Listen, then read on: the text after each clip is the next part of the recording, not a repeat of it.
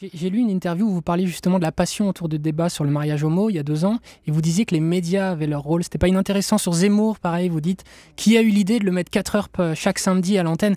C'est vrai que les médias ont une tendance à pouvoir, comment dire, hystériser certains débats. C'est quelque chose que j'ai du mal à comprendre. On a l'impression qu'en France, on a une élite à un moment donné qui a décidé qu'on allait effectivement radicaliser à droite, à l'extrême droite, avec une fascination un peu morbide, parce que c'est pas forcément une adhésion, mais on va les mettre en avant.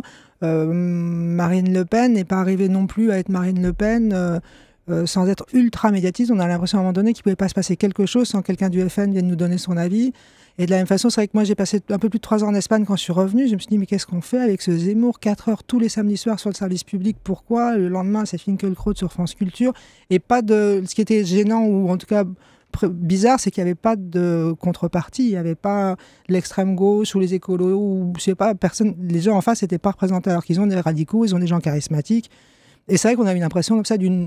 Et donc, une volonté un peu étrange. Oui, c'est quoi le but? Ça va à rebours des lieux communs qui disent voilà, c'est pas que le peuple qui plébiscite les extrêmes, c'est aussi. Ce qu'on sait, c'est que la élites. publicité et la propagande, ça marche. Donc, si à un moment donné, on vend de l'extrême droite tous les jours, sur tous les services publics à haute dose, à un moment donné, oui, on a l'impression que ce sont des thèmes. Quand moi je suis rentrée en 2010, on a l'impression que le problème de l'Europe, c'était les Roms. Bon, il y avait quand même une petite crise économique juste avant ça, quoi. Et là, on a l'impression que ça, c'était vraiment annexe, mais les Roms, par contre, attention, quoi.